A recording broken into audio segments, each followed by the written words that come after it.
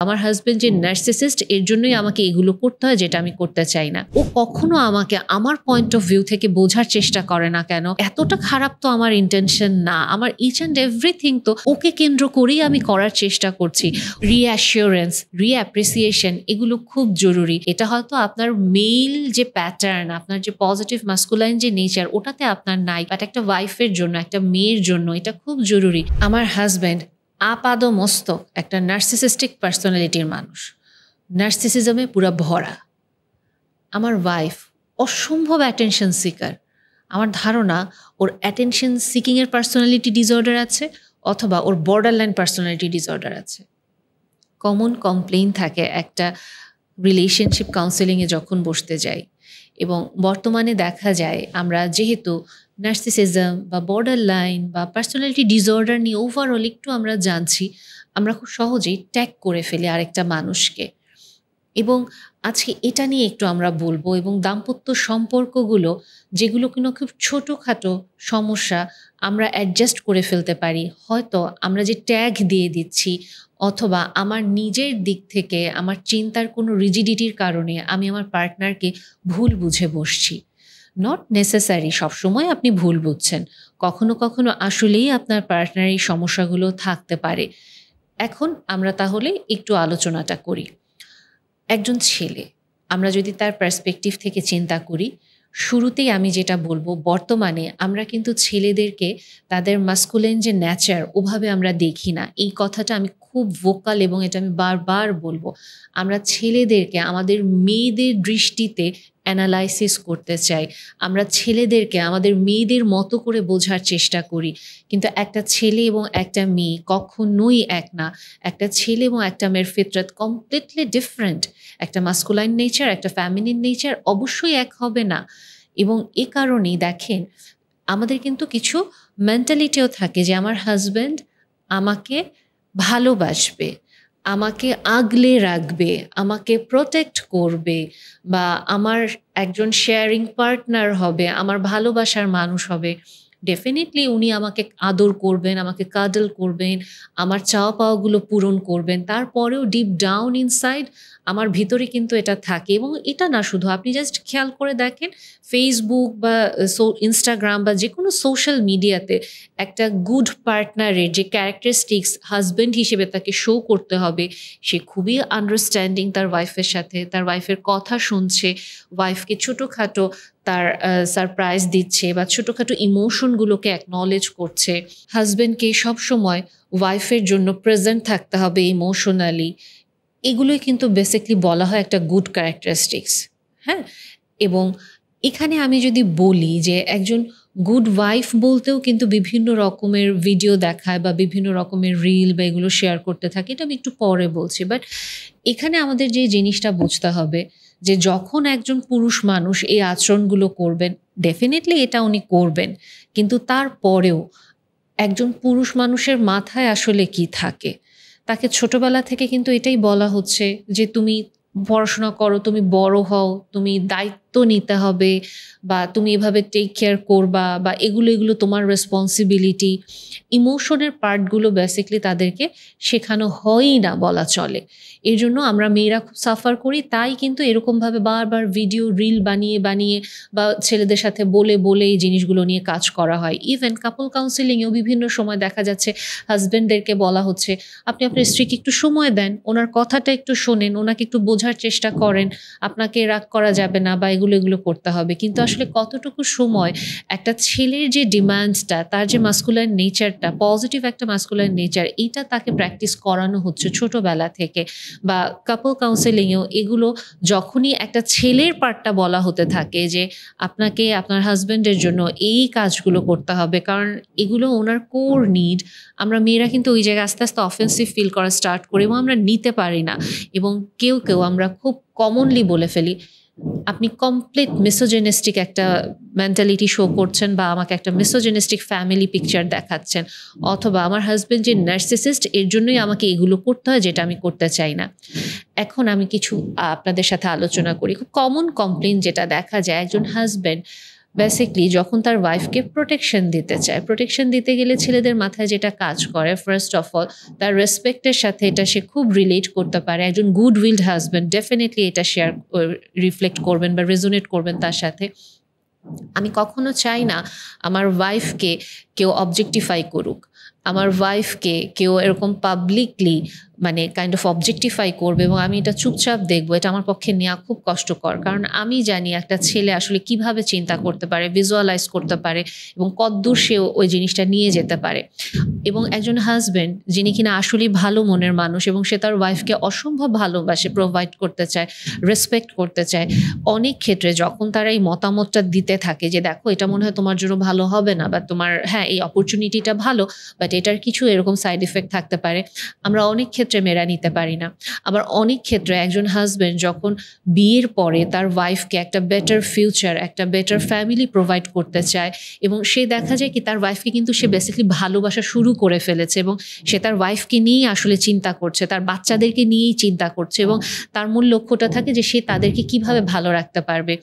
এবং ওই যে ছোটবেলা থেকে তার ইমোশনাল পার্টটা বা নিডটা তো ফুলফিল করা হয়নি বা হাইলাইট করা হয় নাই, সো সে যেটা করে তখন সে বেসিক্যালি কিভাবে প্রোটেকশনটা দিবে, কিভাবে প্রোভাইড করবে, সেফটি এনশিওর করবে, এগুলোর কারণে হাজব্যান্ড যেটা করেন উনি দেখা যায় টাকা পয়সা উপার্জনের ক্ষেত্রে বাচ্চাদের সেফটি, পড়াশোনা বলেন বা নিরাপত্তা বলেন বা তার বউ কি করলে ভালো থাকবে, কিভাবে সে তাদেরকে একটা ভালো ভ্যাকেশনে নিতে পারে, বা এক কথায় সে তার পরিবারকে একটা সম্মানজনক পরিস্থিতিতে রাখতে পারবে, এগুলোতে সে প্রচণ্ড ফোকাসড হয়ে যায়।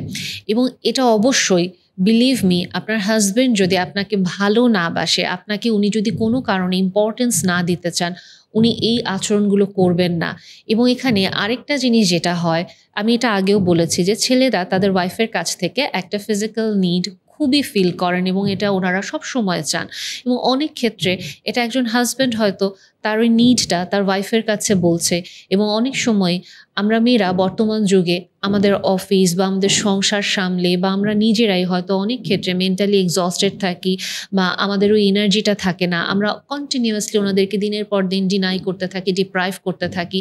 এবং সেই ক্ষেত্রেও যখন হাজব্যান্ড হয়তো কখনো জোর করে বসেন বা কখনো বিরক্ত হয়ে কোনো একটা কথা বলে ফেলেন, আমরা জিনিসগুলো অসম্ভব রকমভাবে মনে করি যে এক, তুমি আমাকে সময় দাও না, সব সময় শুধু তুমি কাজ করতে থাকো, তুমি আমার কথা বুঝতে চাও না, দুই, তুমি শুধুমাত্র আমাকে শারীরিক সম্পর্কের জন্য বিয়ে করেছো, এবং তিন, তুমি সব সময় আমাকে কন্ট্রোল করতে চাও, তোমাকে আমি যদি বলি যে আমি এই কাজটা করব, তুমি ঠাস করে মুখের উপর বলে ফেলো যে না আমি এটা করব না। এবং এই যে দেখুন যে নেচারগুলো, এটা আপনি লক্ষ্য করে দেখেন উনি একজন আত্মবিশ্বাসী মানুষ যে কিনা জানে তার ওয়াইফের জন্য, তার বাচ্চাদের জন্য এটা করলে ভালো হবে এবং এই প্যাটার্নে যদি ওনারা চলেন সে ওনাদেরকে ভালো রাখতেও পারবেন, তার জন্য জিনিসটা সহজ হবে। সো ওই ক্ষেত্র থেকে উনি হয়তো কিছু মতামত দিচ্ছেন এবং তখন এই আচরণগুলো কি মনে হচ্ছে, আপনারা কমনলি যেগুলো আমাদের সাথে নার্সিসিজমে রেজোনেট করে, যে অন্যদের অনুভূতি বুঝতে চায় না, শুধু নিজের মতামতকে গুরুত্ব দেয়, রিজেকশন নিতে পারে না, একটুতে রেগে যায়, ম্যানিপুলেট করে, আমার হাজব্যান্ডও তো তাইলে এরকমই আচরণ করছে। বাট আপনি যখন আবার দেখবেন যে না এই মানুষটার তো আসলে অনেক ফ্রেন্ড আছে, সে তো মাশাল্লাহ ফ্রেন্ডদের সাথে খুব ভালো মিশতেছে, বা সে তো আসলে আমার ফ্যামিলি মেম্বারদের সাথেও ভালো মেশে, তাহলে আমার সাথেই শুধু সমস্যা করে, তাহলে মনে হয় সে যে ক্লোজ ডোর নার্সিসিজম শো করছে। এরকম বিভিন্নভাবে আমরা আমাদের হাজব্যান্ডদেরকে শুধু নার্সিসিস্টের দিকেই ঠেলতে থাকি এবং মিসোজিনিস্ট মানুষ হিসেবেই দেখতে থাকি। বাট যেটা আমি বললাম যে ছেলেটা হয়তো আসলে আমি যে কাঠগড়ায় তাকে দাঁড় করাতে চাচ্ছি ওই কাঠগড়ায় সে আসলে না, সে হয়তো আসলে পজিটিভ মাস্কুলিনিটির ওই কনফিডেন্ট মানুষটা যে আসলে প্রোটেকশন প্রোভাইড করতে চায়, যে আসলে আমার সেফটি আমাকে এনশিওর করতে চাচ্ছে, যে আসলে আমাকে ভালোবেসে ভালো রাখার চেষ্টা করছে এবং সে তার দায়িত্ব পালনের দিকে খুব ফোকাসড। বাট হ্যাঁ, আমি আবারও বলছি এই মানুষটার একটা দুটা জায়গায় কমতি আছে যে জায়গাগুলো সে জানে না, কিন্তু আপনি যখন তাকে একেবারে ঠাস করে একটা লেবেল করে দিচ্ছেন যে না তুমি তো এইরকম, তখন যেটা হয় ওই মানুষটার ভেতরে না একটা ফ্রাস্ট্রেশন তৈরি হয় এবং আপনার প্রতি স্ত্রী হিসেবে তার যেটা মনে হয় আমার স্ত্রী এত অকৃতজ্ঞ কেন, আমার স্ত্রী এতটা কমপ্লেইনিং কেন, ও কখনো আমাকে আমার পয়েন্ট অফ ভিউ থেকে বোঝার চেষ্টা করে না কেন, আমি আসলে এতটা খারাপ তো আমার ইন্টেনশন না, আমার ইচ অ্যান্ড এভরিথিং তো ওকে কেন্দ্র করেই আমি করার চেষ্টা করছি, ওকে আমার ইনসাইটটা বা আমার অ্যাকনলেজমেন্টটা কোনো দিন without argument without question accept করতে পারে না। কারণ এই মানুষটা, আমি যখন বাহিরে কোনো অর্গানাইজেশনে চাকরি করছি, ব্যবসা করছি, আমি যখন কোনো আইডিয়া জেনারেট করছি বা শেয়ার করছি, সবাই তো আমার ওটা অ্যাকনলেজ করে, বা সবাই না করলেও একটা কনস্ট্রাকটিভ ক্রিটিসিজম আসে, বা মানুষ ওটা ফলো করার চেষ্টা করে। এই কারণে আমি আজকে আস্তে আস্তে করে আমার ক্যারিয়ার গোছাতে পারছি। বাট একমাত্র আমার বাসায় আমি যখন আমার স্ত্রীর সাথে এই আলোচনাগুলো করতে চাই, আমার কাছে মনে হয় আমি পৃথিবীর মানে একটা কমপ্লিট ফেইলিয়ার, ওয়ার্থলেস একটা মানুষ আমি দাঁড়িয়ে আছি, এবং যে কিনা খুবই কন্ট্রোলিং, খুবই রিজিড, এবং কোনো রকম এমপ্যাথি নাই। বাট আমি ফিল করি আমার ওয়াইফের এটা কষ্ট হয়, বাট এগুলো তো আমারও কিছু চাহিদা। আমার চাহিদাগুলোকে আমি তাহলে কখনো বলতে পারবো না? এটা কি সবসময় শুধু আমাকে শুনে যেতে হবে? এবং একটা জিনিস কি দেখেন, আমাদের মেয়েদেরকে অনবরত এটা বলা হয়, do not settle for less. ঠিক আছে, আমরা অবশ্যই কম জিনিসটা নিব না, যেটা আমাদের জন্য ভালো আমরা ওটা নিব। বাট আমাদেরকে তো আমাদের যে ফ্যামিলিন কোয়ালিটি, ওটা থেকে বের হয়ে একটা ছেলের কি কোয়ালিটি, ছেলের কি নিড, মাস্কুলিনিটি পজিটিভ ওয়েতে আসলে কি আমাদেরকে বোঝাচ্ছে, একটা ছেলের সাথে আমি কিভাবে কানেক্ট করতে পারি তার মতো করে, এটাও তো আমাদেরকে মাথায় রাখতে হবে। কারণ আমি যদি এটা এক্সপেক্ট করি যে আমাকে আমার হাজব্যান্ড আমার মতো করে বুঝবে, আমার লাভ ল্যাঙ্গুয়েজে আমাকে প্যাম্পার করবে, আমাদের মেয়েদের কি এটা উচিত না একটা ছেলের লাভ ল্যাঙ্গুয়েজ বুঝে তার ল্যাঙ্গুয়েজে তাকে প্যাম্পার করা? এবং এটা সত্যি কথা, একটা ছেলেকে বোঝার জন্য আসলে অনেক কিছুর প্রয়োজন হয় না, ওদের খুব বেসিক নিড থাকে। এবং এটার উপরে আমার অনেক ভিডিও আছে যেগুলো আপনারা দেখলেই বুঝতে পারবেন। এবং ওখান থেকে আমি বলবো যে একটা হাজব্যান্ডকে নার্সিসিস্ট বলার আগে আমরা অবশ্যই চিন্তা করব যে আমি কি ওনাকে একটা মেল প্যাটার্ন থেকে বা একটা পজিটিভ ম্যাসকুলিনিটি যেরকম হয় ওই ক্রাইটেরিয়া থেকে ডিফাইন করেছি। কারণ আপনি দেখেন, আপনি একজন হাজব্যান্ডকে কেন চুজ করেন হাজব্যান্ড হিসেবে? কারণ আপনার কাছে মনে হয়েছে আপাদমস্তক মানুষটা ভালো, উনি সৎ, লয়াল, এবং উনি আসলে আমাকে বুঝতে পারছেন, আমাকে রেসপেক্টটা দেবেন, এবং ডিপ ডাউন ইনসাইড আপনার ভিতরে এটা থাকে যে সে আমাকে প্রোটেক্ট করবে, সে আমাকে পুরোপুরি আগলে রাখবে। এবং আমি তার কাছে, একটা মেয়ে তো এটা খুব পছন্দ করে তার চাইল্ডিশ ভার্সনটা হাজব্যান্ডের কাছে ছেড়ে দিতে, যে আমি ওখানে কোনো চিন্তা করবো না, আমি আমার হাজব্যান্ডের উপরে জাস্ট ডিপেন্ড করব, তার যে একটা ওয়াইড শোল্ডার বা তার যে বুকে আমি ওখানে তার আশ্রয় নিয়ে থাকবো। ডিপ ডাউন ইনসাইড আপনার ভেতরে মেয়ে হিসেবে এটা থাকে ডিয়ার। সো আপনি যখন এটা চিন্তা করেন, আপনি হাজব্যান্ড হিসেবে ওই মানুষটাকেই চুজ করবেন যে উনি অনেক কনফিডেন্ট একজন মানুষ। কিন্তু যখন out of confidence, out of love এবং আউট অফ রেসপেক্ট সে আপনাকে প্রোটেকশনটা দিতে চাইবেন, আপনাকে ভালো রাখার চেষ্টা করতে চাইবেন, তখনই আপনার কাছে মনে হবে যে না, এটা তো আমার সাথে ম্যাচ করছে না, এই মানুষ তো সুবিধার না, এই মানুষ তো ভালো না। কিন্তু আসলেই এরকম অনেক সময় আমি দেখতে পাই, এটা শুধু আমার কথা না, আপনারা অনেক রিলেশনশিপ কাউন্সিলর যারা আছেন, যারা ডিল করেন, তাদের সাথে আপনার কথা বলে দেখবেন যে হাজব্যান্ড গুডউইল পারসন, উনি আসলেই ওনার নিয়ত ভালো, কিন্তু জাস্ট ওই যে আমাদের মেয়েদের মেন্টাল মডেলটা একটা জায়গায় শিফট হয়ে আছে, একটা জায়গায় ডেভিয়েট হয়ে আছে, যে কারণে আমরা তাদেরকে নার্সিসিস্ট হিসেবে আইডেন্টিফাই করি। কাজে আমাদেরকে যে জিনিসটা একটু মাথায় রাখতে হবে, যদি আপনার হাজব্যান্ড আপনার ফ্যামিলিতে, আপনি নতুন যাওয়ার পরে হয়তো সংসারটা কিভাবে করবেন বুঝতে পারছেন না, বা আপনি বেসিকলি আসলে আপনি সংসারে চাকরির কারণে ওভাবে মাথা দিতে পারছেন না, বা আপনি হয়তো মায়ের বাসা আপনার নিজের সংসার মিলিয়ে থাকছেন, আপনি ওভাবে সংসার ম্যানেজ করতে পারছেন না, আপনার হাজব্যান্ড হয়তো একটা সিস্টেম দাঁড় করিয়ে দিচ্ছে, ওই জায়গাগুলো উনি আপনাকে কন্ট্রোল করতে চায় না, উনি জাস্ট যেটা চায় আপনিও ভালো থাকেন, তার সংসারটাও ভালো থাকুক। এরকম কিছু ক্ষেত্রে আমরা ভাবি আমাদের হাজব্যান্ডরা মাইক্রো ম্যানেজ করছে, বাট তারা হয়তো জাস্ট আপনি ওই পার্টটাতে রেসপন্সিবিলিটি নিচ্ছেন না দেখে উনি ওখানে ওই দায়িত্বটা পালন করে যাচ্ছেন, এবং আপনাকে সে ভালো রাখার চেষ্টা করছে। এখন আসি, আমরা ছেলেরা চট করে যে মেয়েদেরকে বলে ফেলি খুব অ্যাটেনশন সিকিং, যেটাকে আমরা মেডিকেল ল্যাঙ্গুয়েজে বলি হিস্ট্রিয়নিক বিহেভিয়ার, বা বলে ফেলি বর্ডারলাইন পার্সোনালিটি, যেটা হচ্ছে আমার স্ত্রী মানে ও চায় 24/7 আওয়ার আমি ওকে ঘিরে ঘুরতে থাকবো, ওর দিকেই আমার মনোযোগ থাকবে, এত ড্রামাবাজ আর এত মুড সুইং, এই রাগ করতেছে, এই হাসতেছে, এই মনে হচ্ছে আমাকে পুরো মেরে ধরে ফেলবে, বা মানে একটুতেই রাগ হয়ে যায়, কোনো কথা বলা যায় না, একটা মানে হাত ছোঁয়ানো যায় না, এরকম করতে থাকে। বেসিক্যালি আপনার স্ত্রী এরকম অ্যাটেনশন সিকিং কোনো মানে পার্সোনালিটি ডিসঅর্ডারও নাই, বর্ডার লাইনের কোনো টেন্ডেন্সিও নাই। কারণ আপনি যদি দেখেন এই মানুষটাই খুব সুন্দরভাবে সিকিউর ওয়েতে সে আপনার বাচ্চাকে বড় করছে, এই মানুষটাই খুব সুন্দর সিকিউর ওয়েতে আপনার ফ্যামিলিকে ডিল করার চেষ্টা করছে। কিছু ক্ষেত্রে হয়তো পারছে না। আবার কিছু ক্ষেত্রে এই মানুষটাই তার ফ্রেন্ডদের সাথে, তার নিজের ফ্যামিলি মেম্বারদের সাথে, তার অফিস কালিগদের সাথেও সে খুব সুন্দর আচরণ মেনটেন করছে। সো যখন আপনি দেখছেন এই মানুষটার অ্যাকচুয়ালি সম্পর্ক মেনটেন করতে সমস্যা হয় না, সে ওগুলো ম্যানেজ করতে পারে, ইনফ্যাক্ট সে বাহিরে ইমোশনটাও ম্যানেজ করতে পারছে, তার শুধুমাত্র আপনার সাথে একটা প্রবলেম হচ্ছে, তার মানে ওখানে আপনাকে বুঝতে হবে যে ডেফিনেটলি তার কোনো রকম পার্সোনালিটি ডিসঅর্ডার না থাকলেও কিছু ট্রেইট হয়তো থাকতে পারে, অথবা তার কোনো ট্রমার হিস্ট্রি থাকতে পারে, অথবা যেটা হতে পারে যে তার মেন্টাল মডেলটাই এরকম, অথবা যেটা আপনি হয়তো ওনাকে বুঝতে পারছেন না এবং আপনি ট্যাগলাইন দেওয়ার কারণে আপনি ওনার নিড বা নেসেসিটি ফুলফিল করছেন না। এবং যখন একটা মেয়ে আনহার্ড, ইনভিজিবল ফিল করতে থাকে, সে তখন বারবার কমপ্লেন করবে এবং একটা পর্যায়ে গিয়ে সে কমপ্লিট নিজেকে উইথড্রয়াল করবে। ছেলেদের ক্ষেত্রে সাধারণত দেখা যায় যে ছেলেরা আসলে আগেই উইথড্রয়াল করে ফেলে বা কাইন্ড অফ শাটডাউন করে, যখন এত কমপ্লেন আসতে থাকে বলার আগেই না, বলে কোনো লাভ নাই, মানে এর চেয়ে ঝামেলা হবে, এর চেয়ে বাদ দিই, ওই যে আস্তে আস্তে উইথড্রয়াল বা শাটডাউনে চলে যায়। বাট মেয়েরা শুরু থেকে বারবার বলার চেষ্টা করে, এবং একজন মেয়ে যখন বারবার বলার চেষ্টা করে, ছেলেরা এটাকে ন্যাগিং হিসেবে নেয় এবং ভাবে যে অ্যাটেনশন সিকিং করছে, ড্রামা করছে, না খেয়ে থাকে, বা হচ্ছে যে বিছানায় শুতে আসতে চায় না, মানে রাগারাগি করে, ফ্যামিলি মেম্বাররা জেনে যায়, এইরকম কেন করবে, এটা নেওয়াটা খুব টাফ হয়ে যায় আমাদের জন্য। সো যখন এইরকম বিহেভিয়ারগুলো শো করতে থাকে তখন ছেলেরা খুব কমন ট্যাগটা দিয়ে দেন।